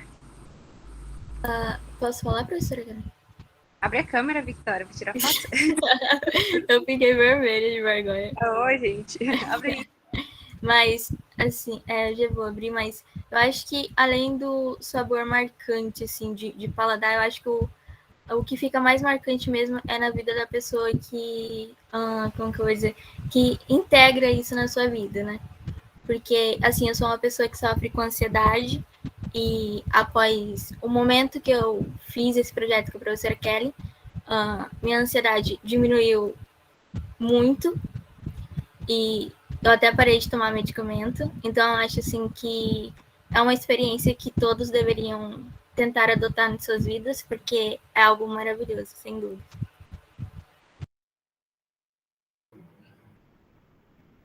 Legal, legal. E aí eu achei interessante também o trabalho... Deixa eu lembrar o nome aqui que eu não... Kleber. Oi, pode falar. Então, sobre essa questão da competição, se for realmente fazer uma competição, depois tem que ser, a gente tem que elaborar o negócio para, né, para a gente verificar como vai ser. Mas a princípio seria assim, elaboração assim, por exemplo, a pessoa cultivou, né, o microverde, vai fazer uma salada e adiciona, né, ele na receita. É como se fosse, na verdade, um prato gourmet, né? Não precisa ser gourmet daquele jeito que é tão miudinho, né? Mas alguma coisa assim que seja apresentável e que verifique que a pessoa realmente vai alimentar daquilo ali. E rapidinho, falando sobre o que você está dizendo, que o Fábio falou, né, sobre projetos de integrar, por exemplo, quando a gente trabalha com termoquímica, eu trabalho com os alunos para eles montarem uma dieta, né, que são com os alimentos e tem que ter a quantidade X de caloria, né, então eles têm que fazer uma dieta dentro daquela caloria que eu solicito, e eles têm que queimar aquela caloria. Então a gente tem a tabela também dos exercícios físicos, né, de quanto que, por exemplo, assim, caminhar durante 1 hora, tantos quilocalorias, né, ficar sentado, 70 quilocalorias, né, ler livro. Então, assim, eles fazem uma rotina de 24 horas de quanto que ele gastaria se ficaria balanceado ou não, se ele teria o saldo positivo ou não, né, daquilo que ele ingeriu durante as 24 horas. E assim, o pessoal fala dieta, o pessoal pensa que é regime. Não é. Dieta não é regime. Dieta é aquilo que você se alimenta durante o dia. E essa dieta pode ser balanceada ou não. Balanceada é quando aquilo que você ingeriu, você vai, né, queimar. E quando ela fica desregulada é quando você come além do que você vai gastar ou quando você gasta mais do que você ingere. Que aí, no caso, é o regime. É isso aí. Então, aí dá para nós fazer um trabalhinho legal agora, já organizando isso aí com os alunos para o próximo GIF, já pegar eles para organizar aí os alunos, com uma preparação nutricional e física, né? Dá para fazer algo nesse sentido aí. Né? E aí eu queria perguntar para a Ludmila, né? O pessoal lá é Ludmila, Neumara, a Sônia, né? Mas a Ludmila que apresentou aí para nós, eu vi lá nos pontos levantados, né? Moradia, lazer, infraestrutura como um todo, né? Dentro dessa análise lá que vocês começaram, surgiu a ideia ou tem indícios também dessa estrutura tecnológica, né?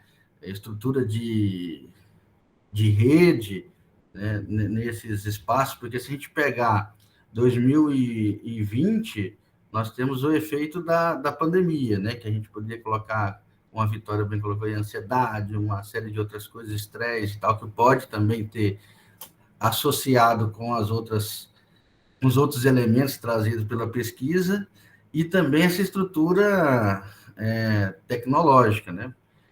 Já colocando até a mim como parte desse processo, né? Meu bairro não tem quase infraestruturas, né, públicas, espaço de lazer e tal, e o acesso aqui à internet, né? Tive que investir mais, né? E comprar computador para os filhos fazer aula também. Mas aí eu fiquei pensando na estrutura essa de internet, né? Que muitas vezes você está lá no sistema remoto nesses últimos 2 semestres da pesquisa, mas ele chega lá 3, 5 GB e você não dá conta, e isso vira um desmotivacional, às vezes, para a prática escolar, né? Então, se dentro desse arcabouço que vocês já começaram a levantar e que falou que vai continuar a pesquisa, se tem alguns elementos nesse sentido dessa infraestrutura tecnológica e tudo mais. Bom, infelizmente, ainda, nessa pesquisa inicial ainda não incluiu-se diretamente voltado para isso, né, parte tecnológica. Devido principalmente à cidade de Várzea Grande em si não possuir, né, um fácil acesso a alguns dados, né, relativos à infraestrutura.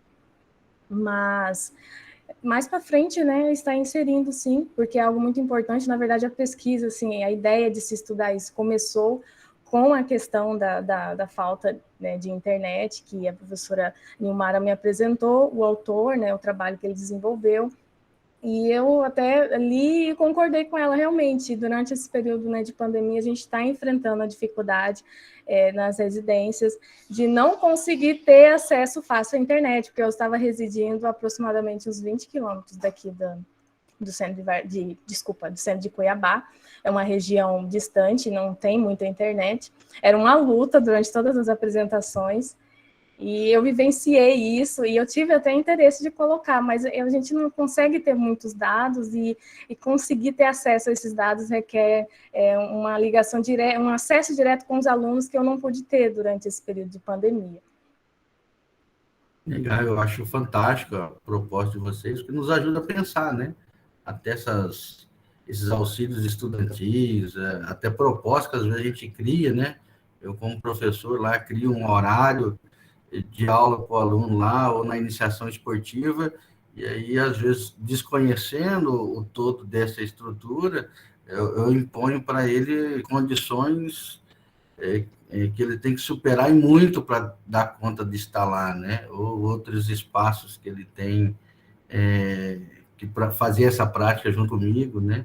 Então, eu acho muito importante essa análise, acender um insight aqui, né? Até para ter um cuidado maior na hora de pensar essas propostas, né, para os alunos, reconhecendo essa estrutura que a pesquisa traz, né? Então, parabéns a todos aí. Desculpa eu fazer perguntas, sou meio curioso.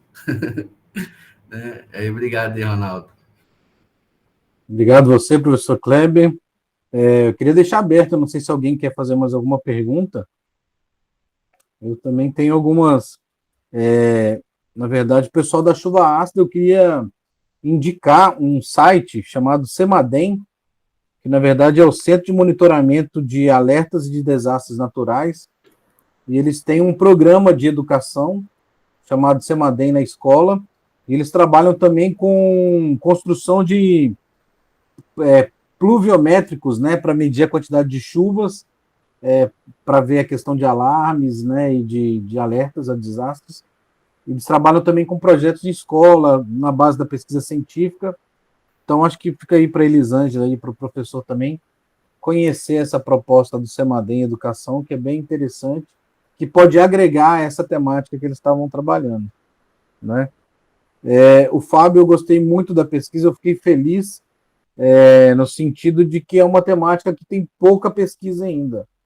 Então, uma dica para os alunos que estão aí no ensino superior, queira fazer um mestrado, essa é uma temática, então, que é relevante, tem poucas pesquisas, né?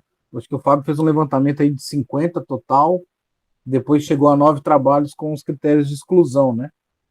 Eu não sei se... eu não me passou despercebido, você fez um recorte temporal dos últimos 5 anos, alguma coisa assim, Fábio? Não fiz, Ronaldo, justamente... Em geral. Não fiz justamente porque eu queria ter essa abrangência, e aí surgiram muitos trabalhos que são oriundos de outras experiências. Por exemplo, o Rio Grande do Sul implantou na rede estadual essa perspectiva da formação humana integral, então muitos trabalhos foram lá. O meu recorte foi ensino médio integrado nos IEFs. Então, tem alguns... 2 ou 3 trabalhos de ensino superior, alguns trabalhos da rede estadual do Rio Grande do Sul, vários trabalhos de lá. Eu fiquei com essa questão dos institutos, pensando que são mais de 600 campi que a gente tem no Brasil hoje, e uma historicidade de mais de 10 anos. Em termos de pós-graduação, esse que é uma temática absolutamente central para a formação filosófica dos institutos, quase não se tem discussão. Então, é um tema muito, muito ainda a ser explorado. E são só dissertações. Não tem nenhuma tese de doutorado só que aborde essa questão ainda. Eu estou fazendo o levantamento agora de artigos científicos. Existem alguns artigos também que são oriundos de outras pesquisas menores. Então, ainda não fechei essa parte desse levantamento, mas é de todo o tempo. Peguei desde o início dos IEFs até agora. Bacana, muito interessante. A pesquisa da Quiorta, assim, me veio uma curiosidade, e um tema que me chamou muita atenção, que eu trabalho muito também, é a questão do combate aos agrotóxicos, né? E aí, no segundo trabalho falou que era o coentro, mas os microverdes não é só coentro, tem outras espécies produzidas. E como é que é feito assim a discussão dos agrotóxicos, porque a gente sabe que há todo um lobby da indústria química também de defesa dos agrotóxicos. E aí como é que é trabalhado isso no projeto? Então, assim, em relação aos microverdes, né, essa primeira distribuição foi feita com microverde de coentro. Só que nós já estamos para entregar, só estamos esperando chegar sementes, né, de microverdes de rúcula e tem mais uma outra também, acho que é vagem. Mas, assim, tem diversos, eu não estou com a relação aqui, mas são bastantes, tem muitas opções, muitas mesmo. Aí tem umas que dão um pouquinho mais de trabalho de cultivar, né, algumas outras são mais, vamos dizer assim, tranquilas. A opção, né, por exemplo, do coentro é porque ele é bem popular, né, na nossa região, né, então por isso que eu escolhi o coentro, e a rúcula também, mas tem também outro fator que favorece a escolha deles, que é pelo fato da quantidade da semente ser muito pequena e ele é vendido por massa, né, por peso. Então, a quantidade é bem mais expressiva de quantidade de semente, quando é para distribuição, assim, né, vamos dizer assim, em escala, né, até meio grande, né, para distribuição. Aí eu pensei nesse ponto aí, porque tem sementes que 1 grama vem apenas 9 sementes, enquanto outras vêm 500 sementes. Então, aí a gente tem que ponderar isso aí para, né, tudo a gente tem que calcular. Agora, em relação aos agrotóxicos, eu trabalho, por exemplo, fiz um trabalho também que só para, né, contextualizar, sobre a química do jeans, né, que eu fiz, mas não é, né, assim, é um projeto dentro do RED, né, que é a pesquisa sobre o jeans, para depois pesquisar sobre os defeitos utilizado, né, que agora me fugiu o nome da cabeça, mas é o mais popular aí que a gente encontra, né, que é o grande vilão aí das abelhas. Simplesmente sumiu o nome Você consegue lembrar aí, Vitória? O nome da... Glifosato. Glifosato. Então, assim, glifosato. Então, assim, no caso, a gente, dentro dessa, por exemplo, abordando o glifosato, a gente já monta a estrutura do glifosato, fala quais são as funções orgânicas que tem ali, né? Eu pedi para eles fazerem um desenho ou montar, né, uma estrutura, dá para fazer essa montagem, por exemplo, com bolinhas de isopor para fazer representação das substâncias. Então, assim, dentro do projeto, trabalhando com os alunos, eu até na semana que vem agora, eu vou fazer esse trabalho com eles do isopor. Já tem uns isopores, né, para a gente montar as estruturas moleculares, né, de algumas substâncias. Mas, assim, dentro do projeto no geral, né, para a comunidade que está recebendo microverde, a gente ainda não bateu muito nessa tecla, porque foi ontem, né, a distribuição, né? Mas com esse grupo de WhatsApp, fica bem interessante para a gente poder fazer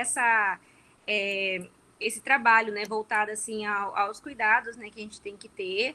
E assim, infelizmente a gente não sabe a procedência, não sabe o que estão utilizando, né, em algumas hortaliças que a gente compra. Por exemplo, assim, o pimentão é um grande vilão, né, que carrega muitos agrotóxicos, né? Então, assim, o que a gente conseguir, né, cultivar em casa, já pelo menos a gente sabe que nós estamos, né, regando ali, que nós estamos colocando. Então, puxando para esse lado aí. Mas eu acredito, Ronaldo, que dá para ampliar, dá para a gente, né, esse foi a primeira rodada, vamos dizer assim, de projeto de horta que eu, né, publiquei. Sempre o meu era mais voltado para a área do cosmético, né, de beleza, né, na área, por exemplo, teve do álcool em gel no ano passado. Aí esse foi a primeira vez. Eu sempre gostei, né, achei interessante esse negócio de cultivar, mas eu sempre achava que não era para mim, né, que eu não tinha essa facilidade. Aí eu comecei, eu tinha uma amiga que tinha uma horta orgânica, eu nem sabia, eu conheço ela de muito tempo, e depois eu comecei a seguir ela e comecei a aprender muita coisa, ela me incentivou a trabalhar com os alunos, e assim, aprendi muita coisa com ela que me falou sobre os microverdes, e assim, em julho, infelizmente, ela faleceu de Covid. Então, assim, me marcou bastante, entendeu? Tipo assim, eu poderia, por exemplo, né, fazer um agradecimento para ela, infelizmente, né, o tempo passou, né, mas assim, eu sempre falava para ela, olha, Malu, eu tô fazendo as coisas, tá legal. Então, assim, é bom quando a gente começa a cultivar, por mais que a gente dá errado uma vez, dá errado outra, mas quando a gente começa né, são experimentos, a gente vai estudando, a gente vai lendo, vai tentando, né, descobrir o que está acontecendo. Então, aí já vem uma questão mesmo que o Fábio falou, e ficou muito marcado na apresentação de quarta-feira, que, assim, não é o saber pelo saber, é o processo, né, do aprendizado ali, né? Então, assim, tem coisa que vai falar assim, esse trabalho está muito raso, mas se o aluno está ali investigando, pode ser que ele vá para outra área que não tem nada a ver com aquilo, mas ele já tomou o gosto de pesquisar, de ir atrás, de não ficar apenas recebendo aquilo que está lendo e considerar que aquilo dali é verdade. Não, ele leu aquilo dali e ele vai atrás para ele confirmar mesmo, aprender a ler artigo científico, né? Para não ficar só naqueles negócios de WhatsApp. Por exemplo, aquele negócio do pH, não sei se você... acho que todo mundo recebeu, né, um tema que falava sobre o pH, que era bom por conta do coronavírus, e falava que o pH tinha abacate, acho que era 14 e pouco. Então, assim, tem coisas que são divulgadas assim que assim, eu não sei como que ainda tem gente que acredita, mas é porque a pessoa não tem o conhecimento, né? Então, né, para a gente, vamos dizer assim, derrubar, né, essas mentiras que são divulgadas é através do ensino, da pesquisa, né, e da ação, de você estar ali explicando para a pessoa. E muitas vezes, quando a gente fala para um aluno, ele aprende, ele replica isso com os familiares. Então, isso também, eu acredito que é de extrema importância, né? A gente divulgar, né? A gente trabalhar com essas pesquisas. Mesmo durante a pandemia, eu acredito que houve, pelo menos no meu ponto de vista, na disciplina de Química, eu cresci. Eu acredito que eu consegui crescer mais do que, entendeu? Quando estava no presencial, porque foi um desafio que veio e eu estou, né, tentando fazer, e eu pretendo, né, no presencial, ainda trabalhar com o termo SAI, né, que é, né, o sistema de sala de aula invertida, em que o aluno ele vai levar coisa para casa, ele vai produzir em casa, ele vai trazer resultado para a escola. Isso vai ser, eu acredito que vai ser muito importante, né, para dar continuidade aí, né, no conhecimento, né. E assim, eu gostaria também de aproveitar de agradecer, né, a comissão científica, a presidência aí do Douglas, que nos apoiou muito durante esse evento. Agradeço também a gestão, né, o edital, por exemplo, Terez, que possibilitou isso, né, porque nem tudo dá pra gente, aliás, quase tudo que a gente vai fazer precisa de um recurso, né. Então, quando tem esses projetos que tem um recurso, que vem taxa de bancada, e que tem alunos que estão, né, sendo bolsistas ali, isso estimula. Se pudesse ter, assim, muito mais os alunos bolsistas, seria muito melhor ainda, né? Porque aí tem aquele compromisso maior, né? Embora tenha alguns que são voluntários, que não recebem a bolsa e tenham o mesmo empenho. Mas, assim, é muito bom, assim, fazer parte dessa equipe, e eu tô, assim, muito feliz mesmo pelo resultado. Aí, Ronaldo, eu acredito que tem que focar mais na questão mesmo dos agrotóxicos, entendeu? Porque ainda é uma coisa muito recente, mas a gente vai ampliar isso sim, para a gente falar, né, na quantidade de substâncias que são tóxicas e também desmistificar, porque fica assim, achando que tudo que é química é ruim, não é bem assim, né? Eu falo assim, esse aqui não tem química, é mentira, tudo é química, gente, né? Então, trazer isso aí, né? Ó, que química não é tudo que é ruim, mas também tem muitas coisas que são ruins que são químicas, né? Então, fazer essa ponderação aí, o pessoal entender os conceitos, né? Para não falar, né, bobagem. Muito obrigada, gente, pela oportunidade. Bacana, professora, parabéns aí. O que precisar da gente, eu estou trabalhando na disciplina de gestão ambiental também, e a gente Legal. pode Eu trabalho com fazer... compostagem com os alunos, já desde o começo da pandemia eu trabalho com compostagem. Eles colocam Legal, a galera para fazer compostagem. A gente pode pensar projetos, intervenções aí também futuras nesse sentido. Muito obrigada, né? pelo convite. Vamos conversar Bacana, mais depois. Parabéns pelo trabalho. A gente ainda tem ainda uns 20 minutos, eu não sei se alguém quer fazer mais alguma pergunta. O pessoal está colocando algumas referências no chat aqui, eu estou até acessando as referências também, das questões ambientais. Né? Bom, se ninguém tiver mais uma pergunta, eu queria mais uma vez agradecer a organização do evento, da Genpex, né? Agradecer a comissão organizadora, a comissão científica. O pessoal está parece com um link aí reaberto aí para o pessoal clicar, deve ser de algum trabalho também dos alunos. Eu queria parabenizar principalmente no nome das alunas aí que apresentaram, né? É extremamente importante os alunos apresentarem, participarem desses momentos, né? Momento de celebração da ciência, esses eventos científicos, porque é assim que se formam pesquisadores também, né? Sejam pesquisadores desde a prática cotidiana do ensino médio, da graduação, sejam pesquisadores depois no aprofundamento aí da carreira, do currículo, né? Então a gente percebe que esses eventos são extremamente importantes. A Rejane, aluna da UAB, da Universidade Aberta do Brasil, que é um outro desafio, fazer pesquisa num curso de educação à distância é um desafio enorme também. Está inserida em programas do PIBID, Iniciação à Docência, que são programas extremamente válidos. E deixar um convite também, né? Igual a professora Kellen comentou, algumas alunas se voluntariaram, né? Procuraram os professores para fazer pesquisa, mesmo que seja de forma voluntária. Porque, às vezes, começando como voluntário, um professor depois submete um projeto de pesquisa, ele tem uma bolsa de pesquisa, e aí, hoje eu falo com os alunos do Instituto Federal, que ele pode entrar no ensino médio e sair, no IFMT, ele sai no mínimo com o mestrado, se ele quiser, né? E você pode receber bolsa desde o ensino médio até o mestrado, né? Que, pelos programas que a gente tem, pela iniciação científica e a pesquisa científica. Agradecer ao professor Kleber aí pela ajuda aí, pela mediação junto, o Gelder por todo o apoio. Parabenizar mais uma vez aí os grupos que apresentaram esse trabalho.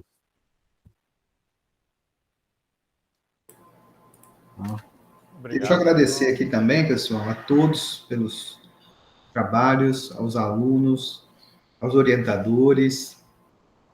Dizer que são momentos assim que faz a gente se sentir, né, com aquela sensação de que o trabalho está sendo bem feito, que o dever está sendo cumprido, né? Muito interessante o trabalho que o Fábio traz para as reflexões no momento que a gente está passando no campus, o trabalho que Kellen já desenvolve, que a Regiane trouxe aqui também, enfim, né? Que venha várias outras GEMPECs, mais pesquisas, com mais apresentações de trabalho, com cultura, com extensão, com ensino, e que o nosso campus consiga florescer cada vez mais e mais aprendizado, né, para a comunidade que a gente está inserido, né? Parabéns aos alunos, parabéns e muito obrigado ao Ronaldo, ao Kleber e ao Gelder pela condução aqui dessa sessão, tá certo? Obrigado, gente. Obrigado, gente. Boa tarde e até as próximas programações da GEMPEX aí. Boa tarde, Tchau, pessoal. tchau, gente. Boa tarde. Até mais.